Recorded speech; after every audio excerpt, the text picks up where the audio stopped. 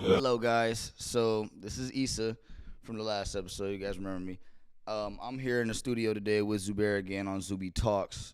Well, today he's gonna do a Dolo episode, so he's gonna be going over a few little things like why everybody and their mama's going to Umrah these days, his experiences with Umrah, and why he goes every year, mashallah, and why he's gonna like go over why you should go. You're on your own. Like you should take your, you know, you're behind out there. So I'm about to let him pop up and get into it now. This is you know what I'm saying? It's been real. Okay. Okay. Here we go. What's happening, y'all? How y'all doing? How y'all feeling? Welcome back to another episode of ZubiTalks.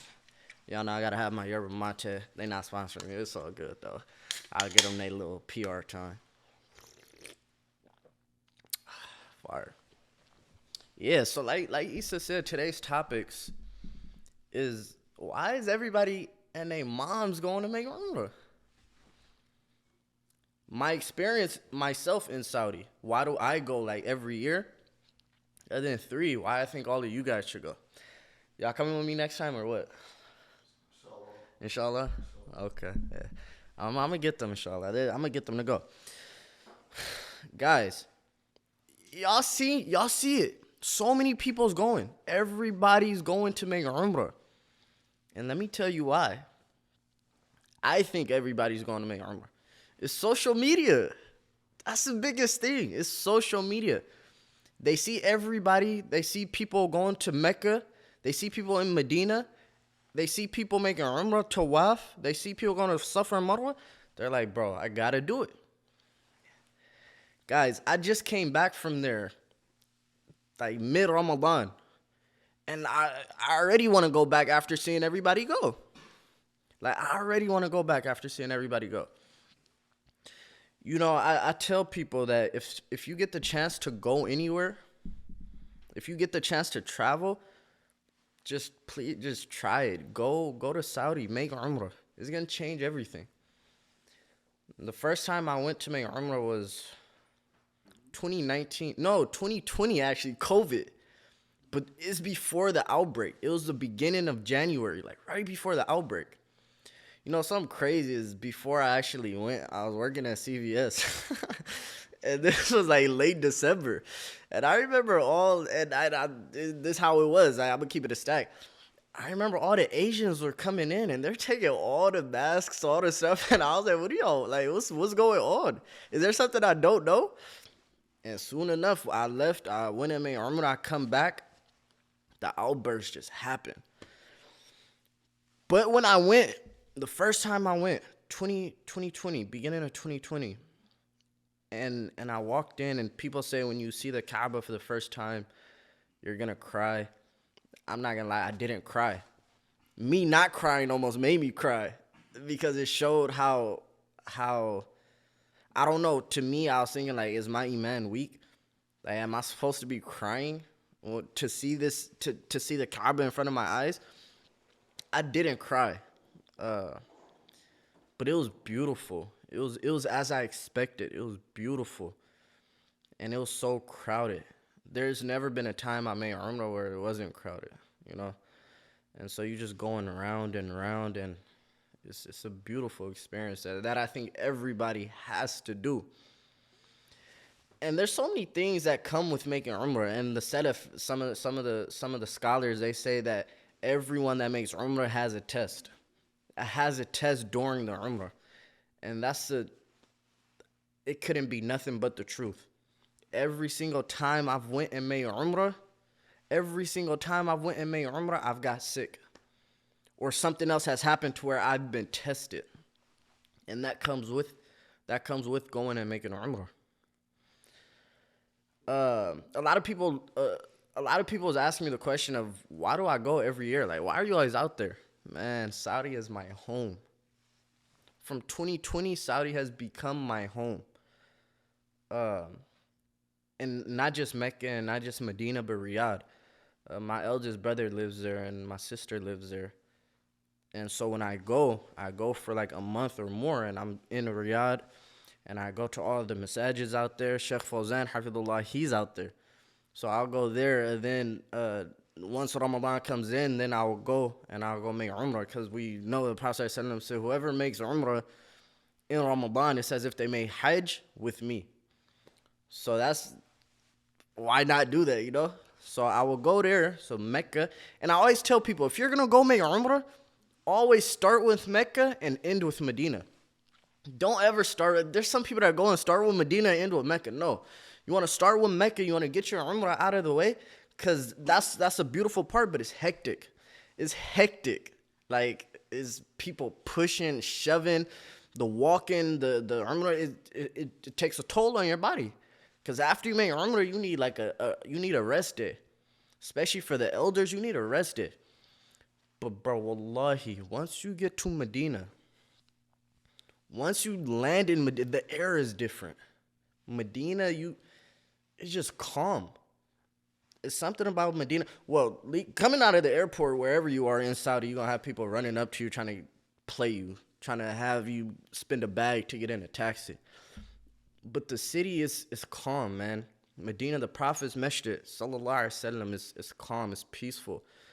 Masjid Qiblatain, Masjid Quba, all of these places are calm. And Medina, I don't know if there's anything better.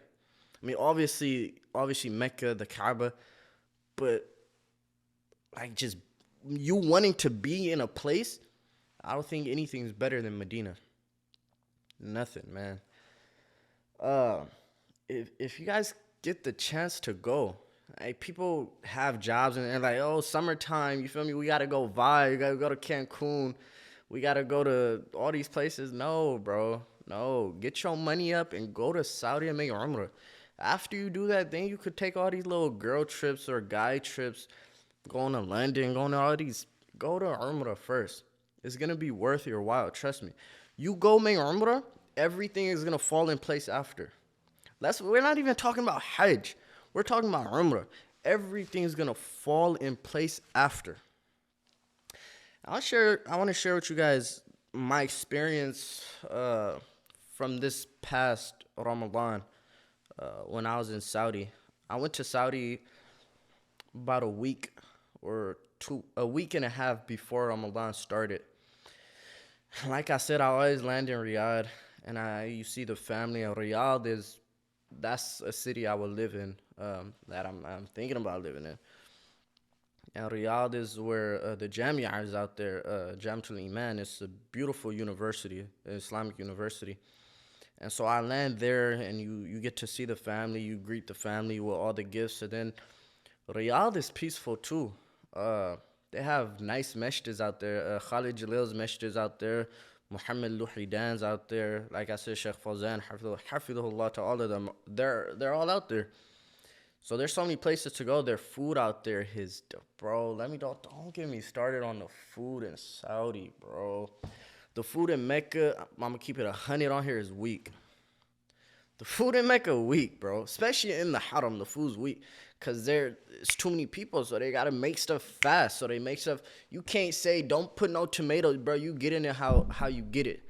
They're making everything the same, the exact same. And so the food in Mecca is garbage. But Riyadh, oh my gosh, KFC, Cane's, bro. Hey, Cane's, KFC, all that fast food that we eat out here, 100 times better. 100 times better in Riyadh. Bro, I don't get it. Then just the environment is better. And you go into these the Arab restaurants, and there's floor sitting, and you sit there. Then they bring you the food, and then you want to wash your hands. They bring you a hot bowl. You can put your hand. All of that's there. It's beautiful. And so that's what I did for about the first week and a half. And then Ramadan hit. I think the second day of Ramadan, we hit the road. We drove to Mecca, and my brother took us. We drove from Riyadh to Mecca. It's about 6 hours. And man, a lot of people talk about how advanced Saudi is, and they are advanced, definitely. And and they're wealthy. It's a wealthy country. Uh, but on that road from Mecca, I mean from Riyadh to Mecca, or from Mecca to Medina, or just in the places like out here we call it like the valley, or like the places where not a lot of people live. So the Bedouins will live out there. It's horrible. And like you stop at a gas station and you want to go to the bathroom, straight hole in the wall, and the smell is horrible. And from on that ride all the way down there is bad. It's like a third world country. It's bad. But once you reach there, so we go, we do that, we get our 6 hour little road trip. We get to Mecca. Uh, Mind you, if you go there, if you go to Mecca or Medina in Ramadan, know that you're about to spend a bag on a hotel. Do you understand how many people are making Umrah in Ramadan? You're spending a bag on a hotel unless you sleeping with the Bedouins, in the little shacks. Uh, but you get your hotel near at the Haram, or some people get it near the Haram. And I think the best thing to do, from my experience, is you knock out Umrah right away. A lot of people go and they're like, we're going to sleep, but then we're going to do it in the morning. Don't you do that. The best time to do it is right when you get there. And when we get there, normally is always at like 3 a.m. before Fajr. That's one of the best times to make Umrah. There's never going to be a time you make Umrah where it's not going to be packed. But before Fajr, it's probably the best time. Because as we all know, Saudi gets hot. Like, it's be burning like 109, 112, 120. So you have to go during like Fajr time, a little before Fajr, like 3 a.m., 4 a.m., so that you will finish at the time of Fajr or a little after. And that's what we did. We started 2 hours, an hour and a half before Fajr, and then we finished a little after Fajr. And this past time I went with my two nieces, and on our road trip there, my nieces is not even there on the plane ride from LA going there, and all up to being there, they're telling me we're touching the Kaaba. We're touching the Kaaba. This is probably like my sixth time making Umrah, seventh time, and I'm like, you're touching the Kaaba, right? I'm like, okay, let's. I'm like, you'll see when we get there.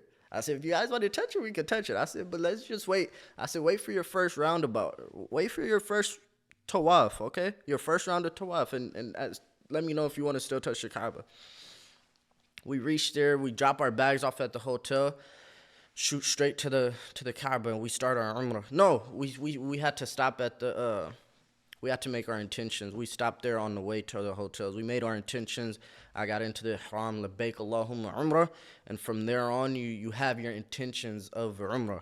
And so from that part on, where you say Labbaik Allahumma Umrah, you're reciting the talbiyah, which is Labbaik Allahumma Labbaik, Labbaik la sharika laka Labbaik, innal hamda.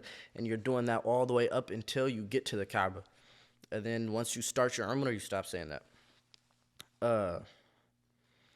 And so we get there and we're walking through, and I'm like, man, my niece is about to start crying. I'm trying to knock out this Umrah, you feel me?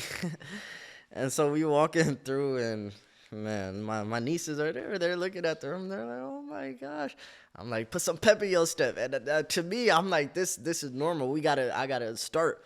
But then I'm realizing this is their first time, so let them have a moment. So I'm letting them have a moment. And so we start, and this time was actually pretty packed. It was probably more packed than last Ramadan. And so we start, and my niece, one of my nieces is small. She's skinny, so I'm like holding her because people are bumping from left and right. So I'm holding her, and I got like my arms out like this because it's like, okay, I have my arms out like this. She's right here, so we going. My other niece is in front. My other niece, she could hold her own. I ain't gonna lie. She over there, but she had in her mind already that she was for the bump people. She over here bumping people. So we're going around. After our first round, we're on the outskirts. I'm like, you guys want to touch the Kaaba? And they're looking at me like I'm crazy. I'm like, y'all don't want to say y'all try to touch the Kaaba. It's hard, man. You have to, people that go and touch the Kaaba, you really have to get out of character to do that. And I never understood that touching the Kaaba doesn't give you any more blessings for your Umrah. Touching the Kaaba is good, but there's no significance in touching it. And I think leaving that character isn't a good thing, because you really have to get out your head any care for anybody. And you just have to put your head down and push and shove up until you get to it. And to me, it's like you're on this spiritual journey where you're going around and you're making Umrah and you're making dua and you're hoping for the forgiveness. And in doing that, you got your head down and you're pushing and you're elbowing and squeezing through women, and it's not necessary. So I never even try and do it. If I could get there and get close and touch it, alhamdulillah. But if I can't, I'm not gonna leave my character to do it. We're making our Umrah. And tawaf most of the time is easy. It's not hard. As long as you stay at a good pace and you moving, it's not hard. What gets you is once you start your Safa and Marwa, that's what gets you. So we finished our tawaf, and alhamdulillah, it was very good. We prayed our 2 rakahs after, and Fajr came in, and we prayed Fajr. My stomach is making noise, my fault. But we prayed Fajr. Bro, I saw something I've never seen before making Umrah. We're on the tashahhud for Fajr. We salam out. I turn to the right, and I'm turning to the left. I already see people jumping out of salat and touching the Kaaba. I'm like, what's going on, bro? I'm like, can you guys salam out? They boom, boom, shoot to the Kaaba. So we finished that, and so I meet back up with my nieces because they push the women to the back and the men pray in the front when you're at the Kaaba. And so we start our Safa and Marwa. And a lot of people, let me tell you guys something. If you go make Umrah in Ramadan, do not fast. Please don't do that to yourself. I did that once, and bro, I almost fainted. Don't do that. Don't fast. Allah subhanahu wa ta'ala gives you the concession. Break your fast. Drink some Zamzam water, bro. Like, don't even try it. We start to make our Safa and Marwa, and this one it becomes hard, especially for the women, because they slow down and they're not as strong. And you have to stay at the pace of I have to stay at the pace of my nieces. So every green light, at the green light when you're going through Safa and Marwa, you got to start running. So every green light, I run, and then once I stop, I have to start looking back, waiting for them to come to me, because they like, we not running. So they just walking towards me. So that was kind of challenging. Alhamdulillah, we got through that too. And so after that, I gotta go shave my hair, and if you guys go, you're gonna see a bunch of kids. There's gonna be little kids, some kids that are even 4 years old, and they got scissors, and they're just doing this, coming up to you, and they charge, I think, 10 riyals, which is like $3 for you to use the scissors just to cut a piece of your hair for the women or the men that want to just cut a piece of their hair. So we did that for my nieces, and then I went to the barber shop, and I did it bald. And that's Umrah. Umrah is very easy. I think people make it hard when they try to do the most or try and do extra things. That's just not needed. And so from there, from there we took the bullet train. We took the train from Mecca to Medina. We slept one night. We got up in the morning. We went to the train station, and we went to Medina. That train ride is beautiful, man. And you see how there's so much green in Mecca now. And you see the hadith at the end of times, they'll start to be green in Mecca, and you see that. So from Mecca, we get to Medina, and Medina was a quick trip. We get to Medina, we go straight to Masjid Quba. By the way, in Mecca, I prayed behind Sudais, bro. Hafidhullah, bro. And the funny thing is, I prayed Fajr, and I was like, I hope it's Sudais. And it wasn't Sudais, and I was upset.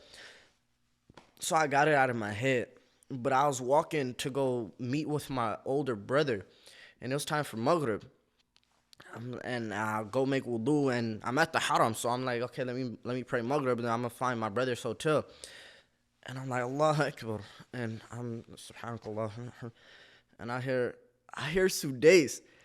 And I couldn't stop cheesing. I'm like, ain't no way, bro. Like, I'm cheesing in Salah. I'm like, hold on, bro. I'm like, this is Sudais right now? And bro, he recited the ayahs from Surah Fatir.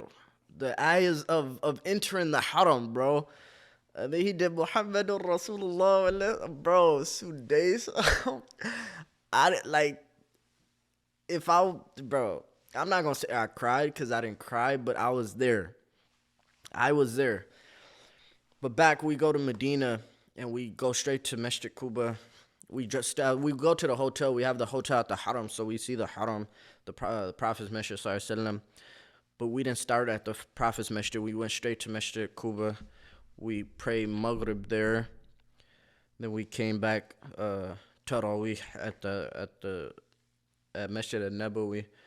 Walked around, and then for Fajr, I prayed there. I wanted to pray behind Hudayfi, but I didn't get to. Hudayfi is one person I really want to pray behind before he passes. Hafidhullah, Allah forbid. May Allah preserve him. But we were able to go to Uhud. We was able to see the mountain that the Prophet told the people, the companions, to don't get off of. We was able to see Masjid Qiblatain. We was able to see. What else was we able to see? I followed the graveyard after Fajr in Masjid Nabawi. Man, there's a lot of innovation that goes on in that graveyard. You see people praying to the graves over there. Something that Saudi got it. And the thing is, the security in the graveyard, they have batons. Most securities don't have nothing, but these securities have sticks for that purpose. That if they see anybody doing any innovation, they'll reprimand them. But they didn't, and they're just letting people pray to the graves. But you could follow the burial and you could participate in holding the thing. That was beautiful. But my trips to Saudi, every time there's something new. I learn something new, and there's always something new that comes with it. And I think everybody should do that. My trips are a little different and I know a lot of people go with packages. I want to tell you guys to go with packages because you may not know what to do there, but I've never went with packages, and I would never go with a package because I don't like being on other people's time. I know what to do when I get there. I know the good food spots. I know the good places to stay. Also in Medina, in Mecca, actually, I met Mufti Mink. My friend knew somebody that was like one of the heads of the hotels that Mufti Mink was staying in. And so we were able to go into like a private area where Mufti Mink was just chilling and eating, and was able to just chop it up and say, give him salams. I asked him, I said, when you come to LA, bro? No, I asked him, when you come to the US? He was like, why do I need to come to the US and they have you? And then he was saying he's trying. I don't know. I be thinking sometimes, could he come to America? But anyways, yeah, anybody, if you was funny. Bro, if you guys could go make Umrah, please do it. Please do it. And message me before you go so I can tell. Never mind. It's going to be the stuff I got for you guys to do in Mecca and Medina. Oh, my, you'll have a good time. If you're on my schedule, don't go to Jeddah. Jeddah is like the LA of Saudi. You know, you gonna see what you could see anywhere. Riyadh, go to Riyadh if you could. I've never been anywhere else in Saudi but those places, I think. But yes, back to what I was saying about why is everybody going now. I think social media is the biggest influence on why people are going to make Umrah. They see all these trending videos of people crying in front of the Kaaba, or people going with their husbands, and they're like, okay, we gotta go make Umrah. which is a good thing. Social media is converting more Muslims than humans, to be honest. Social media was getting so many people to become Muslim, and social media was getting so many people to buy that ticket to go make Umrah. So I think it's a very good thing, and I think more and more people is going to be going. And around December time, I think the tickets are cheaper to go to Saudi. The tickets they get really cheap. Uh, yeah, man. If you guys could go, go, and don't make no excuses. A lot of people make excuses. I gotta finish doing this. I gotta pay this. I understand people got bills. Pay your bills, but don't be saying you paying. I can't because I have to pay for this Hulu subscription. I don't want to hear that, man. Don't make excuses. Take $2,000-$3,000. Save $2,000-$3,000. Save it up and go make Umrah. Like I said, once you make Umrah, once you make dua for whatever you want, new doors are gonna open up. Better doors are gonna open up. You're gonna get better than what you have now. Uh, but guys, that's it for this episode. This is just my experience making Umrah and my thoughts about it. I'm gonna do a couple more solo episodes, and then I'm gonna start having people on. I'm gonna have guest speakers, and I have some speakers lined up already. Inshallah, we're gonna start cooking up episodes, and they're gonna get more frequent, and I'm gonna get more on the schedule. I'm gonna get more consistent because I'm not consistent. Inshallah, I'm gonna get more consistent. But until then, stay tuned for the next episode of ZubiTalks. Sounds, guys. آمنت أن الآخرة لا بد